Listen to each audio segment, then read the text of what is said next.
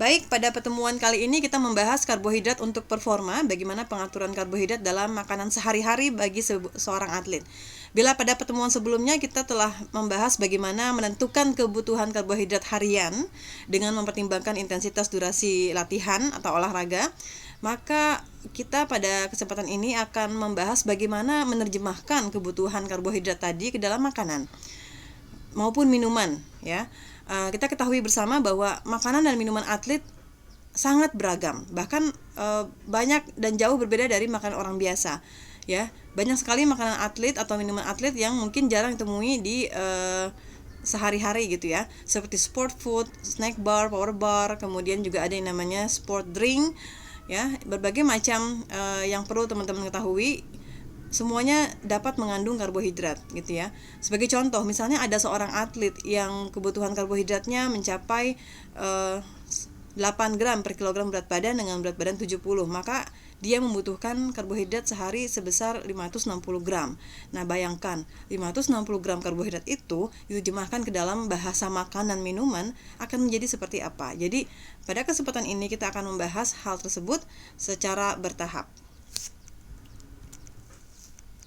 Kita kembali pada teori sejenak bahwa karbohidrat lagi-lagi adalah energi utama bagi atlet saat berlatih atau bertanding gitu ya. Seperti yang saya sampaikan sebelumnya, ketika orang saat berlatih atau bertanding dalam keadaan karbohidrat yang kosong, glikogennya kosong, maka kelelahan akan lebih cepat terjadi dibandingkan mereka yang memulai latihan atau olahraga dalam keadaan glikogen yang terisi penuh gitu ya.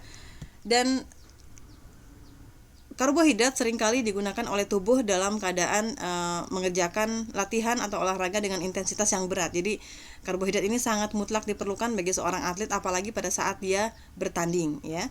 Kalau di fase periodisasi, maka karbohidrat ini akan mencapai puncaknya, kebutuhannya akan mencapai puncaknya pada fase kompetisi. Ya. Nah, kembali lagi tadi, kita sudah bahas bahwa karbohidrat dibutuhkan dalam jumlah yang besar oleh seorang atlet.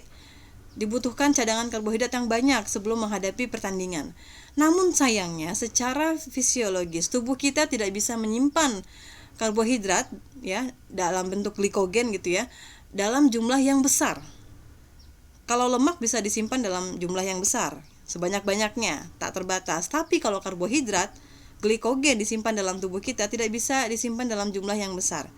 Dia hanya disimpan dalam sekian ratus gram lah dalam tubuh kita. Lalu bagaimana caranya, bagaimana teknisnya supaya seorang atlet bisa memuat banyak karbohidrat dalam bentuk glikogen dalam tubuhnya? Itu yang akan kita bahas hari ini. Jadi pemahaman teori tadi, bagaimana seorang atlet itu harus memuat karbohidrat sebanyak-banyaknya dalam bentuk glikogen, itu berasal juga dari penelitian yang telah kita bahas sebelumnya, seperti grafiknya dapat kita lihat di layar ya, bahwasanya atlet yang memulai olahraga dengan kondisi karbohidrat yang loaded atau yang penuh, di 2 jam berikutnya saat olahraga performanya ini masih stabil.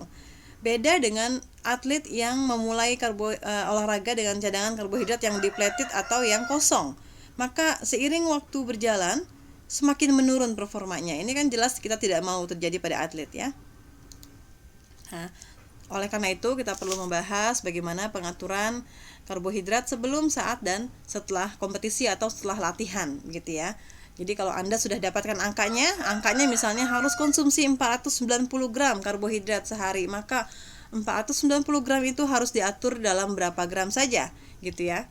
Jadi perlu teman-teman ketahui bahwa jadwal makan atlet bukan cuma pagi, siang, malam 2 selingan, tapi juga ada makanan sebelum dan setelah latihan gitu ya, tergantung dari jadwal latihannya. Jadi teman-teman sebagai ahli gizi nanti harus cek jadwal latihannya seperti apa gitu ya, karena itu akan sangat mempengaruhi, karena kita akan memberikan makanan dan minuman itu sebelum, saat, dan setelah olahraga juga. Oke, kalau kita runut berdasarkan periodisasi, kita mulai dari fase persiapan. Bagaimana sih pengaturan karbohidrat di fase persiapan? Berapa gram dibutuhkan gitu ya? Seperti yang saya jelaskan sebelumnya bahwa fase persiapan itu lebih kepada persiapan diri atlet untuk memperbaiki komposisi tubuh, memperbaiki kebugarannya, kekuatan ototnya gitu ya. Latihan itu belum intensitasnya belum berat. Volumenya banyak tapi intensitasnya belum berat. Belum spesifik ke teknik, Resiko injury juga belum tinggi. Oleh karena itu kebutuhan karbohidrat juga belum tinggi. Kebutuhan karbohidrat pada fase persiapan ini range-nya di 5 sampai 7 gram per kilogram berat badan tergantung dari intensitas dan jenis olahraganya gitu ya. Oke. Untuk yang protein, lemak, saya bahas sekalian di sini ya. Untuk protein sudah tinggi di persiapan 1,2 sampai 2,5 gram per kilogram berat badan, karena memang protein dibutuhkan jauh-jauh hari untuk meningkatkan massa otot gitu ya. Kemudian lemak, nah lemak ini kembali menyesuaikan.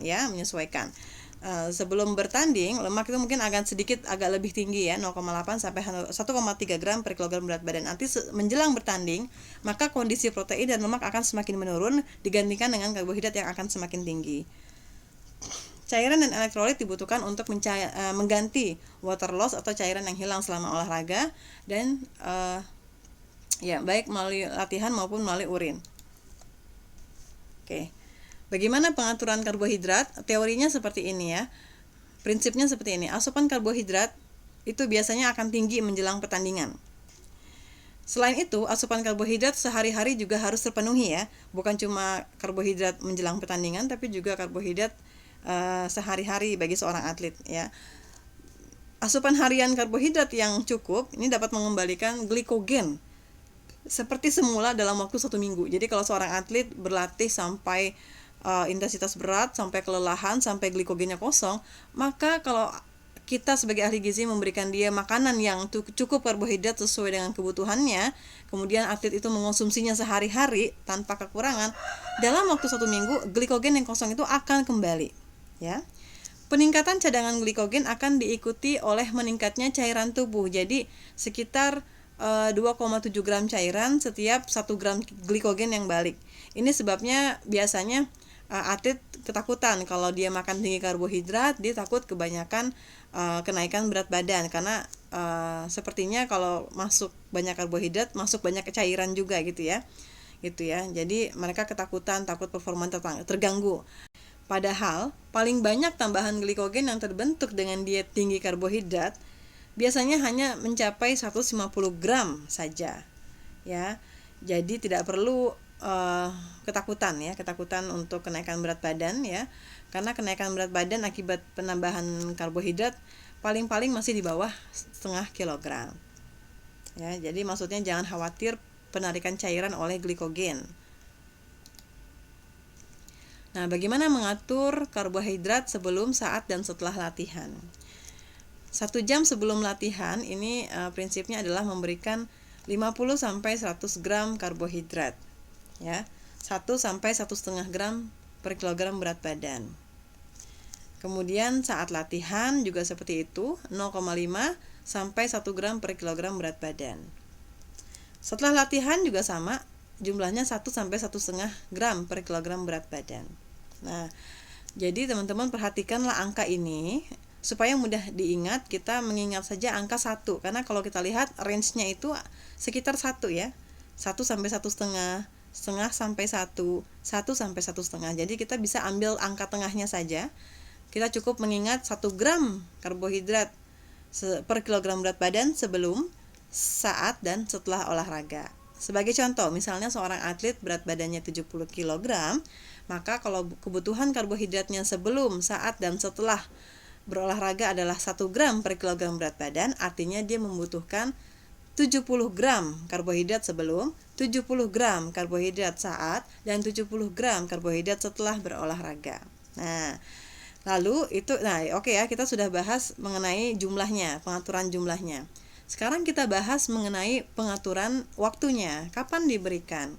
Sebelum berolahraga, kira-kira 1 jam sebelum, ya, 1 jam sebelum, maka cairan yang diberikan harus mengandung karbohidrat seharga 1 gram per kilogram berat badan, ya. Apakah diberikan sekaligus? Bertahap saja, ya. Sekali pemberian itu sekitar 150 ml, selang waktunya 15 menit. Oke. Nah, kemudian selama berolahraga juga seperti itu, berikan secara bertahap, lihat waktu istirahatnya dia gitu ya. Kalau olahraganya cenderung lama seperti lari maraton, sepeda jarak jauh, biasanya atlet suka mengantongi karbohidrat cadangan ya di kantongnya atau di sepedanya gitu ya, dan dia bebas mau minum kapanpun gitu ya.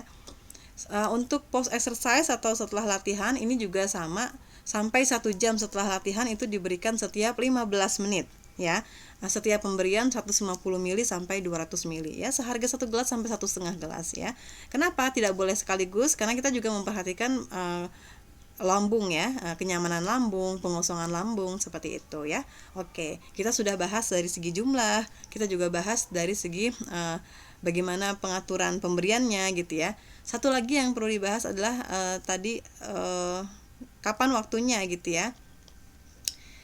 Timing tadi sudah kita bahas. Memang kalau sebelum itu adalah 1 jam sebelum gitu ya. Saat berolahraga dicari waktu-waktu istirahat, sedangkan setelah olahraga dicari maksimal 1 jam. Jadi memang timing ini sangat penting teman-teman, apalagi kalau bicara post exercise atau pasca latihan.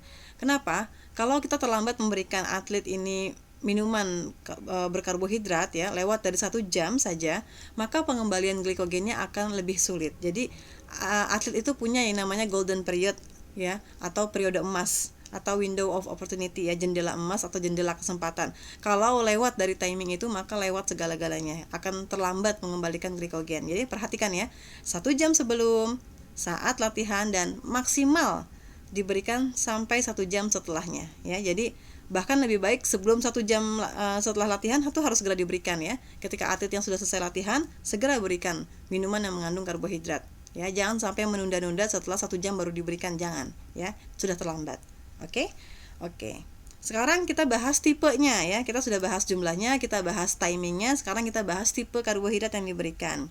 Nah, sebelum latihan kita berikan karbohidrat yang IG-nya rendah ya, untuk mencegah lonjakan insulin gitu ya. Seperti misalnya kita memberikan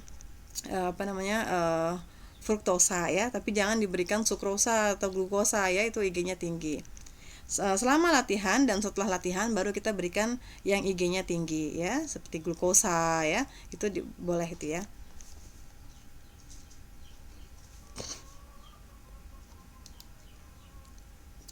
Oke, ini adalah jenis-jenis suplemen sport food ya, sport food karbohidrat. Ada sport food, ada sport drink. Nah, jadi dia bukan suplemen ya. Jadi bentuk makanan yang bentuknya ini berbeda sendiri dari makanan yang biasa kita kenal ya. Jadi bentuknya bukan dalam nasi atau lauk pauk atau dalam bentuk umbi-umbian gitu karbohidratnya ya. Tapi kalau untuk atlet itu memang dalam bentuk sport food. Nah, sport food ini macam-macam, ada yang bentuknya bar, snack bar, power bar, ada yang bentuknya gel. Nah, ini karbohidrat gel. Jadi atlet itu bisa mengantongi sport food ini, jadi sehingga mereka bisa konsumsi dimanapun dan kapanpun mereka butuh gitu ya. Nah, gel itu bentuknya seperti jelly yang mereka bisa seruput gitu ya. Mereka bisa hisap dimanapun berada gitu ya pada saat bertanding. Nah, ini contoh bentuk energy gel. Satu sasetnya, teman-teman bisa lihat di sini, satu saset energy gel ini bisa mengandung sampai 30 gram karbohidrat. Anda bisa lihat di sebelah kanan nutrition fact dari energy gel ya, rasa karamel macchiato ini. Kita lihat karbohidratnya di mana sini. Nah ya, total karbohidratnya mencapai 22 gram. Nah, nanti menyesuaikan saja kebutuhan atletnya. Kalau misalnya atlet tersebut berat badannya 60 kg gitu ya, berarti dia butuh sampai 60 gram karbohidrat saat latihan, sebelum latihan maupun setelah latihan. Nah, itu bisa ganti-gantian. Bentuknya boleh sport drink, boleh sport gel, atau gabungan antara sport gel dengan sport drink. Pokoknya intinya jumlah gram karbohidratnya itu mencapai jumlah yang ditentukan tadi ya, sekitar 60 gram. Gak mesti tepat 60 gram juga gitu ya. Bisa sekitar itu ya. Kalau misalnya dia butuh 60 gram, berarti kan dia butuh berapa bungkus gel ini. Kalau satu gelnya sekitar 22 gram, berarti kan atlet tersebut butuh sampai 3 sachet energy gel ini untuk mencapai 60 gram karbohidrat ya. Dicampur boleh nggak Bu dengan sport drink? Ya boleh juga. Misalnya 20 gramnya didapat dari energy gel ini ya, 40 gram sisanya dari power bar bisa juga, atau 40 gram sisanya dapat dari susu atau didapat dari sport drink, boleh juga. Yang penting jumlahnya mencukupi gitu ya. Jadi kalau untuk atlet memang sangat personal teman-teman ya, kita kembalikan kepada mereka sukanya apa, itu yang kita kasih. Sekarang di sini ada nutrition fact untuk energy bar ya. Kalau tadi bentuknya gel, ini bentuknya seperti bukan biskuit ya, kalau teman-teman pernah lihat ada soy joy ya, semacam itu, snack ya, snack bar ya, yang padat energi. Ini satu bungkusnya saja, kalau kita lihat di nutrition fact sebelah kiri, total karbohidratnya sekali makan ini, sekali porsinya adalah 42 gram, bayangkan. Jadi memang sangat-sangat memenuhi gitu ya. Mereka cukup makan 2 bungkus sudah dapat 80 gram gitu ya. Untuk atlet dengan berat badan 75 kg misalnya, dia kan butuh 75 gram karbohidrat. Dengan dia makan 2 bungkus sport bar ini, maka sudah memenuhi sebenarnya gitu ya. Nah, selain itu sumber karbohidrat lainnya bukan cuma sport gel dan sport food ya. Susu juga bisa, atau mungkin sport drink ya. Ini bukan mohon maaf, ini bukan menawarkan merek, bukan ya. Ini hanya contoh saja supaya teman-teman bisa membandingkan ya. Anda bisa lihat pilihan-pilihan susu di susu yang tersedia di supermarket ya, di e-commerce bahkan, itu tersedia dalam berbagai macam kandungan karbohidrat. Anda bisa lihat misalnya di berbagai merek ya. Kalau kita lihat di sini yang di sebelah kanan, susu ini karbohidrat totalnya 28 gram ya. Anda bisa hitung-hitung sendiri, kalau dia butuhnya 60 gram, 65 gram, 70 gram, berarti kan dia butuh sampai 3 kotak ya gitu. Yang tengah-tengah ini jumlah karbohidratnya sekitar 35 gram. Nah, jadi kalau atletnya butuh 70 gram gitu ya, dengan berat badan 70 kilo gitu ya, berarti dia butuh 2 kotak ini gitu ya. Jadi memang masing-masing punya kelebihan kekurangan nih untuk kandungan karbohidrat. Sekarang kita beralih ke sport drink yang sifatnya elektrolit ya, elektrolit.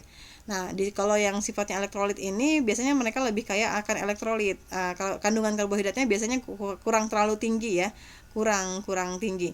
Biasanya mereka jumlah karbohidratnya hanya 15 gram. Kalau kita lihat di sini, karbohidratnya di sini naik ya, betul ya, 15 gram karbohidrat. Berarti kalau dia minum hanya minuman larutan elektrolit ini tentu kurang ya, hanya 15 gram satu sasetnya. Jadi kalau dia butuh sampai 60 gitu ya, 60 gram, maka dia butuh 4 saset untuk mengembalikan 60 gram karbohidrat. Oke. Ini tabel 41 adalah athletes carbohydrate selection, meliputi snack dan drink untuk sumber bahan bakar. Nah, jadi banyak kok ide-ide untuk memberikan atlet kita bahan bakar ya. Jadi Anda jangan pusing, jangan bingung, kalian explore lagi kira-kira yang sekali makan bisa menghasilkan banyak karbohidrat gitu ya. Ini contoh saja. Misalnya bisa memberikan buah-buahan segar. Buah-buahan segar sendiri itu kita memberikan 2 pisang saja itu juga sudah cukup memberikan 25 gram karbohidrat ya. Kalau pisangnya besar akan lebih banyak lagi gitu ya. Buah-buahan kering ya, kalau di luar negeri makanannya buahan kering ya. Kalau di Indonesia mungkin buahan lainnya bisa digantikan gitu ya. Kemudian jus buah ya, jus buah itu yang alami, yang tanpa tambahan apa-apa, itu juga bisa memberikan 25 gram karbohidrat loh ya, dengan jumlah 200 sampai 250 ml ya, seperti jus pepaya yang memang sudah manis ya, gitu ya. Kemudian whole grain crackers ya, oat gitu ya, ini juga banyak karbohidratnya ya. Kemudian muffin, pancake, itu kalau di luar negeri. Tapi kalau di dalam negeri kita juga punya kok kue-kue pasar ya, yang mungkin sekali makan bisa memberikan banyak karbohidrat, seperti nagasari ya, apalagi putu ayu ya, hal-hal begitu bisa kok kalian explore. Penelitian teman saya di daerah Gorontalo, dia memberikan makanan khas Gorontalo yaitu tiliaya ya. Jadi tiliaya itu terbuat dari gula merah dicampur dengan ketan. Nah, itu ternyata kandungan karbohidratnya juga sangat tinggi, sehingga cocok untuk diberikan kepada atlet yang membutuhkan tinggi karbohidrat gitu ya. Oke. Sandwich, makanan-makanan yang energy drink tadi ya, jelly, cereal bar, energy bar, sport gel ya. Jadi memang kita upayakan dulu mereka diberikan makanan biasa ya, nasi dan lauk pauk. Tapi kita harus paham bahwa bagi atlet yang kebutuhan karbohidrat yang sudah sangat tinggi, tidak cukup hanya dengan memberikan nasi dan lauk pauk. Kita harus membantunya dengan tadi sport gel, sport drink, sport bar gitu ya, karena mereka adalah makanan yang padat karbohidrat gitu ya. Oke. Ini kita review contoh menu ya, contoh menu untuk seorang atlet nih, kita dapat dari buku. Nah, seorang atlet basket dalam periode pra-kompetisi dengan intensitas yang heavy training, intermittent high intensity, moderate to long duration ya, durasinya lumayan lama gitu ya, dengan berat badan 64,2 kg ya, maka kebutuhan sehari karbohidratnya sebesar 10 gram per kilogram berat badan. Kalau kita lihat di tabel ya, di tabel yang pembahasan karbohidrat tuh. Oleh karena itu, berapa dibutuhkan karbohidrat untuk atlet tersebut? Kita tinggal kalikan dengan kilogram berat badannya. Dibutuhkan sekitar 642 gram sehari, bayangkan gitu ya. Bagaimana membagi 642 gram itu dalam bentuk menu atau makanan ya? Kita lihat di sini. Bangun tidur kita bisa berikan susu full cream ya. Ini sudah mengandung 2 porsi karbohidrat ya. Nah, ini sorry ya, ini ke atasnya nggak kelihatan ya. Ya, pagi-pagi diberikan susu full cream. Nah, ini sudah mengandung 20 gram karbohidrat. Sarapan pagi, nasi goreng, kemudian sari buah tanpa gula ya. Ini memberikan 105 gram karbohidrat dan 24 gram karbohidrat. Di selingan pagi sebelum dia latihan diberikan tahu isi daging dan jus alpukat. Nah, mungkin jus alpukat ini nih yang besar karbohidratnya ya, 12 gram. Siang itu dikasih nasi. Nah, ini sumber karbohidrat nih, 100 gram ya. Tumis sayuran, buah potong ini mengandung 5 gram karbohidrat dan 24 gram karbohidrat. Roti bakar keju, nah ini mengandung 50 gram karbohidrat. Jus sari buah tanpa gula, nah ini mengandung 24 gram karbohidrat. Roti bakar keju oles margarin, 75 gram karbohidrat.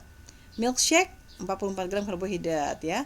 Kemudian nasi, kemudian ada tumis sayuran, tempe bacem, buah potong, susu full cream lagi di malam hari, itu sudah 20 gram karbohidrat. Kalau dijumlah ini dengan pemberian seperti ini bisa mencapai sampai 533 gram karbohidrat sehari. Masih kurang ya, tadi kan dia butuh 642 ya, hanya 533 ini masih kurang. Jadi harus ditambah lagi dengan sport food misalnya, atau sport drink, sport gel ya, ini yang belum ada dalam menu ini. Jadi teman-teman bisa lihat kalau kita hanya memberikan makanan biasa gitu ya, sepertinya masih kurang. Kita harus banyak menambahkan kue yang padat kalori gitu ya, yang padat karbohidrat. Bahkan kita butuh juga sport food tadi, sport bar. Nah, teman-teman bisa lihat di sini dari segi jadwalnya itu memang sangat padat ya. Bangun tidur kita kasih apa, sarapan pagi kasih apa, selingan pagi, kemudian siang ya. Kemudian jam 3, 1 jam menjelang berlatih juga kita kasih sumber karbohidrat ya. Sesaat menjelang berlatih kita kasih lagi sumber karbohidrat, tapi dalam bentuk cairan gitu ya. Kemudian setelah latihan ini baru dikasih makanan, tapi jangan langsung makan besar, dikasih dulu roti bakar ya atau kue-kue gitu ya. Kemudian nanti pada saat malam hari sesaat menjelang berlatih kasih lagi cairan ya, milkshake misalnya gitu. Nanti setelah berlatih baru kita berikan nasi lauk pauk lengkap begitu ya. Menjelang tidur kasih lagi susu full cream. Nah, jadi semua ini akan kembali kepada bagaimana jadwal latihan atlet di lapangan sebenarnya ya. Kalau model yang seperti ini contoh untuk atlet yang latihannya adalah siang dan sore dan malam. Kalau atlet yang latihannya pagi dan sore, maka tentu jadwalnya akan berubah gitu ya. Jadwal makannya pasti ada makanan sebelum bertanding ya, gitu. Nanti kita akan bahas bagaimana pemberian makanan sebelum bertanding dan setelah bertanding.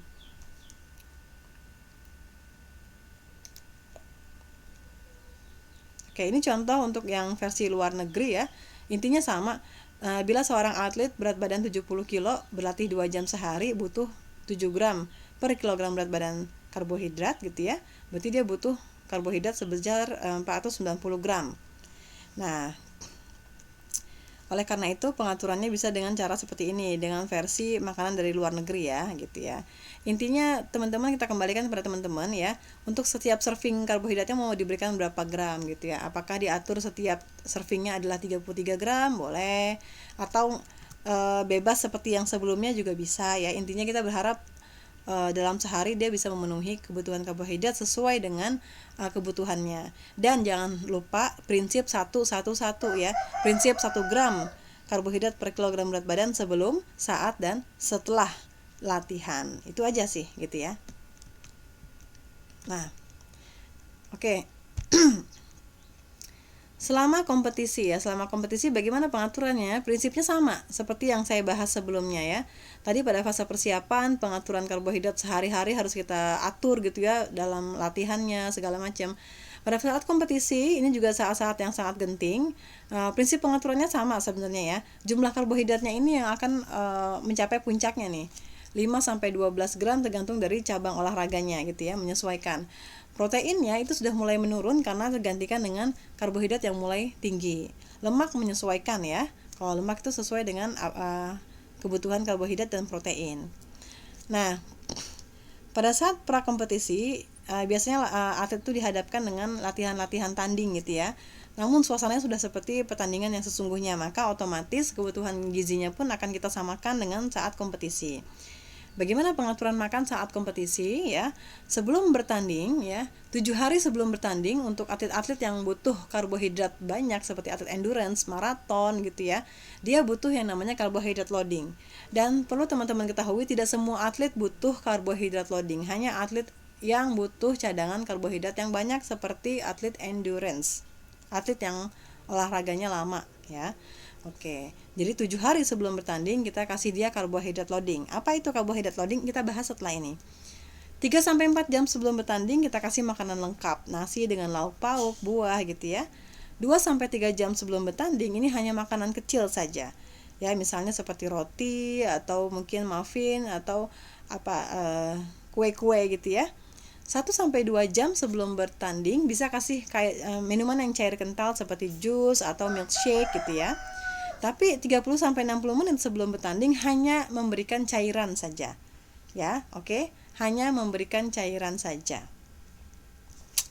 Ini dari bentuk makanannya. Kalau dari komposisi gizinya bagaimana? Nah, ini kita ingat prinsip 4-3-2-1. 4-3-2-1. 4 jam sebelum bertanding makanannya masih lengkap ya kan? Ada karbohidrat, protein, lemak gitu ya.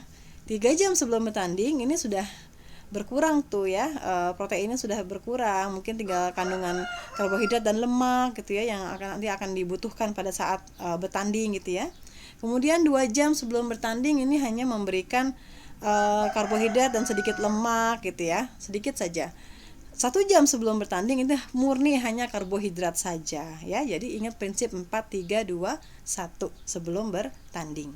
Nah, selama bertanding prinsipnya sama seperti yang saya jelaskan sebelumnya ya, memberikan sekitar 1 gram per kilogram berat badan karbohidrat ya dalam bentuk cairan biasanya ya, karena sulit untuk mengunyah makanan saat bertanding. Ya, interval pemberiannya adalah 15-20 menit. Setiap 15 menit kita kasih dia segelas ya cairan ya, 150-250 ml cairan ya. Oke. Kemudian setelah bertanding, setelah bertanding ini prinsipnya 1-2-3-4, kebalikan dari prinsip sebelum pertandingan jadi ya. Kalau tadi sebelum bertanding prinsipnya 4-3-2-1, maka setelah bertanding prinsipnya 1-2-3-4.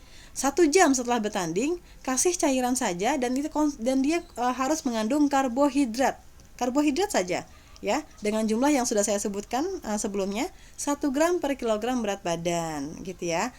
Sampai 1 jam setelah latihan tuh diberikan tuh dengan interval pemberian setiap 15 menit sekali pemberian 150-250 ml ya, simpel saja. 2 jam setelah bertanding, nah ini boleh akan lebih kaya lagi nih, misalnya karbohidrat dengan lemak, contohnya dalam bentuk milkshake misalnya gitu ya, atau makanan porsi kecil, roti misalnya dioles mentega gitu, itu boleh. Kemudian 3 jam berikutnya itu sudah lebih beragam lagi makanannya ya, ada proteinnya juga, mungkin ada sandwich dengan telur ya.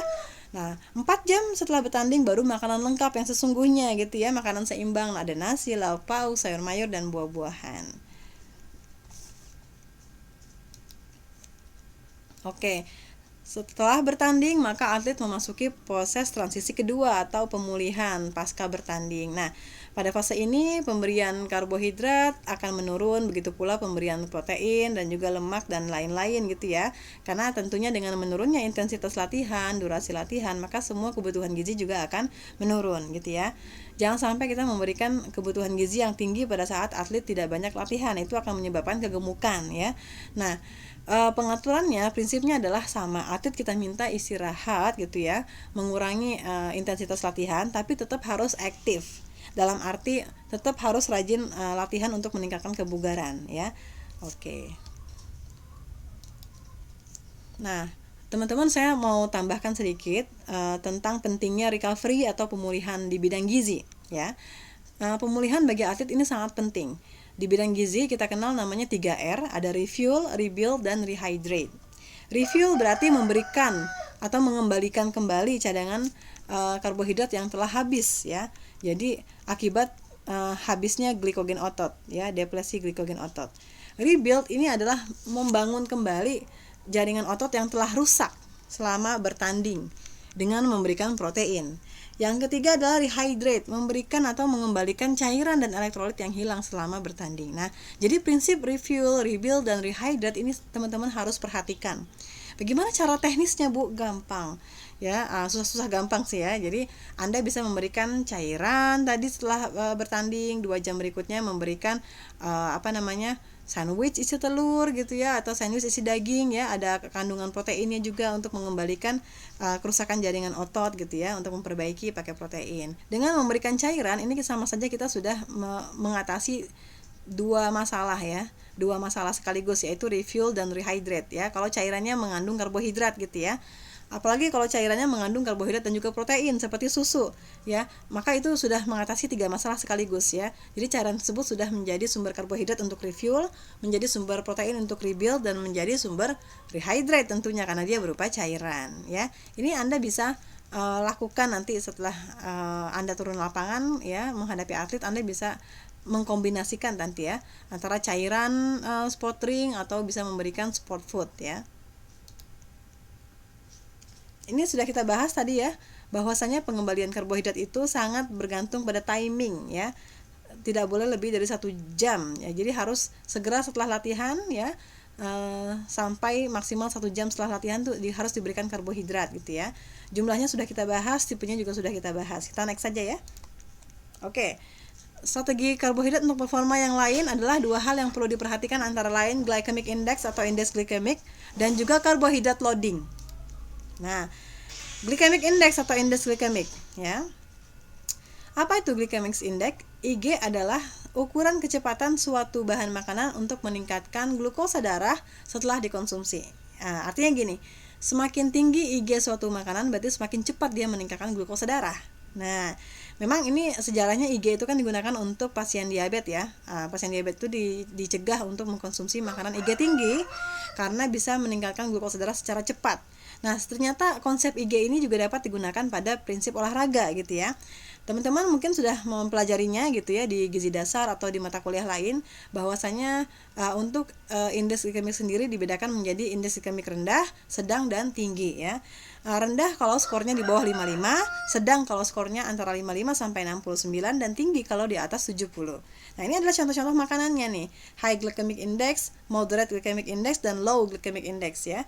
Kalau yang tinggi contohnya seperti glukosa ya, apalagi carrot ya, madu, cornflakes. Nah, ini harusnya diberikan setelah latihan nih. Ya. Sedangkan yang low glycemic nih, ada apel, fish stick, butter beans, navy bean, kacang-kacangan maksudnya ya, sosis, segala macam. Nah, ini diberikan sebelum latihan ya. Jadi kita ingat prinsipnya, sebelum latihan kita berikan yang low glycemic index, setelah latihan kita berikan yang high glycemic index. Ya. Nah, ini contoh juga gini, contoh pengelompokan bahan makanan menurut IG-nya. Kalau ini pakai bahan makanan khas Indonesia. Teman-teman bisa cari lagi di sumber yang lain ya. Tadi sudah kita bahasnya. Jadi bagaimana pengaturan glycemic index dalam olahraga? Jadi sebelum bertanding kita berikan yang low. Untuk apa? Untuk mencegah terjadinya lonjakan insulin ya. Kalau kita kasih yang tinggi IG, maka akan terjadi lonjakan insulin. Dan kalau insulin sudah muncul, dia akan mencegah pemecahan glikogen menjadi energi ya. Itu akan sangat disayangkan. Jadi kita berikan yang low IG sebelum latihan. Cari contohnya apa saja ya. Kemudian selama dan saat latihan, ini sebaliknya kita berikan yang high GI. Supaya apa? Supaya mudah diserap. Karena kita ingat tadi ya, adanya namanya timing. Timing selama berolahraga, segera setelah latihan harus cepat-cepat diberikan sumber karbohidrat yang mudah diserap. Nah, kita berikan yang high GI ya. Contohnya adalah glukosa. Nah, ini contoh high GI karbohidrat ya, makanan yang mengandung karbohidrat GI yang tinggi yang bisa kita berikan di first 1 to 2 hours. Jadi di menit-menit jam-jam pertama setelah olahraga gitu ya. Seperti energy gel, energy bar ya, sport bar, muffin with jam ya. Kalau dalam Indonesia mungkin bisa diberikan dengan roti bakar ya, atau mungkin tadi saya bilang nagasari, putu ayu ya, yang tinggi karbohidrat. Oke. Contoh lainnya silakan Anda baca sendiri. Oke, terakhir kita bahas mengenai carbohydrate loading tadi yang sempat saya sentil di awal ya. Untuk atlet endurance yang butuh cadangan glikogen yang banyak itu ya, maka sebelum pertandingan, sekitar 7 hari sebelum bertanding, kita perlu melakukan karbohidrat load, ya. Apa itu karbohidrat loading, ya? Nah, ini karbohidrat loading sebenarnya merupakan strategi, ya, strategi untuk mencapai simpanan glikogen yang optimum. Tadi saya sudah katakan bahwa cadangan glikogen pada manusia sangat terbatas. Lalu bagaimana kita bisa memuat glikogen sebanyak-banyaknya dalam tubuh atlet, gitu ya?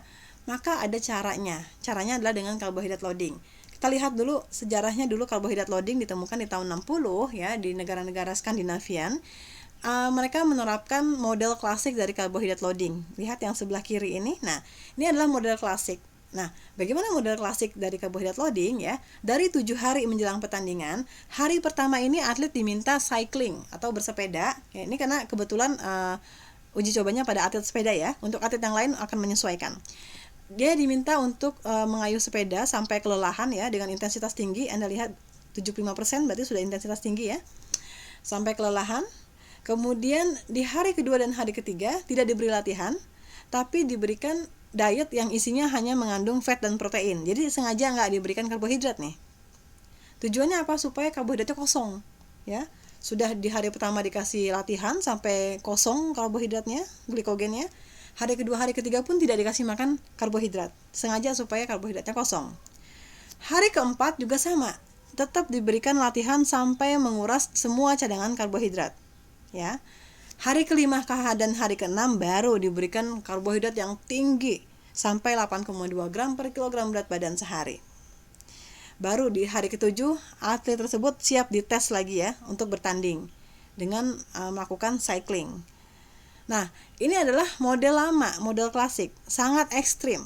Banyak atlet yang tidak kuat dengan model seperti ini. Bayangkan saja, diminta untuk latihan sampai kelelahan, kemudian diberikan makanan yang nggak ada karbohidratnya, gitu ya, sampai kosong, kemudian tiba-tiba ujuk-ujuk langsung diberikan karbohidrat dosis tinggi. Nah, itu akan membuat ketidaknyamanan di lambung, ketidaknyamanan secara fisiologis dan psikologis, ya.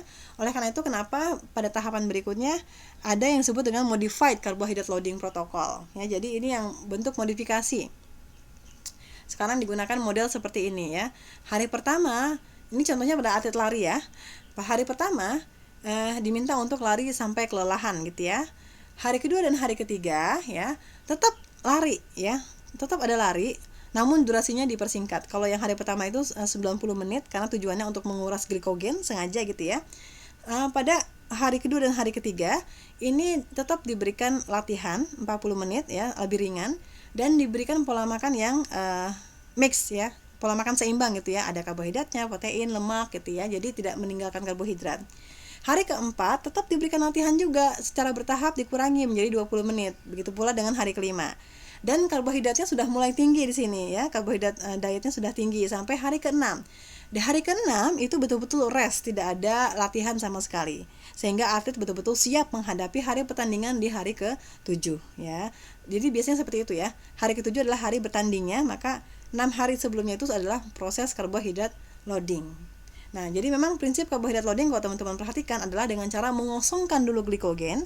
Kalau dia sudah kosong, maka dia akan siap menerima karbohidrat dalam jumlah yang besar, ya. Jadi prinsip inilah yang digunakan pada karbohidrat loading. Seperti ASI, ya, ASI kan juga begitu, ya, dikosongkan dulu, maka dia akan bisa mengisi lagi, gitu ya. Atau mungkin kalau teman-teman lihat tahu isi, ya, tahu isi itu kalau kita buka tahunya, kita mau bikin tahu isi, kita buka tahu segitiga itu, kita isi dengan sayuran, itu nggak muat, ya. Tapi ketika kita keluarkan isi tahunya, kemudian kita masukkan lagi bersama sayurannya, itu akan menjadi lebih muat, gitu ya. Jadi itu prinsip karbohidrat loading seperti itu. Jadi kosongkan dulu glikogennya dengan cara diberikan latihan intensitas tinggi, ya. Kemudian baru diberikan makanan yang tinggi karbohidrat dalam keadaan istirahat.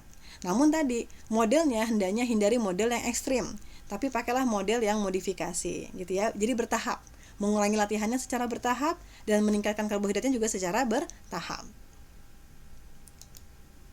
Nah, ini, ya, pembahasan tadi ini dijelaskan di slide ini. Hari pertama sampai ketiga apa, hari keempat sampai keenam apa, hari keempat dan kelima itu apa, ya. Sampai hari ketujuh ini adalah hari kompetisi, ya. Nah, tadi, ya, kita kembali bagaimana memenuhi karbohidrat tinggi untuk karbohidrat loading. Tadi tuh contohnya pakai sport gel, gitu ya. Jadi kalau misalnya seorang atlet butuh sampai 700 gram sehari karbohidrat, bagaimana? Apakah cukup dari makanan biasa? Tidak ya, dia butuh dari bentuk-bentuk yang lain. Kita bisa memberikan 14 serving karbohidrat rich starchy food ya, dalam bentuk bread, sereal atau rice atau pasta. Bisa dalam bentuk buah-buahan, jus silahkan gitu ya. Dalam bentuk sachet gel jangan lupa, dalam bentuk juga recovery drink, dalam bentuk yang lain misalnya seperti sport bar, sport gel, kue-kue pasar yang mengandung karbohidrat tinggi juga boleh.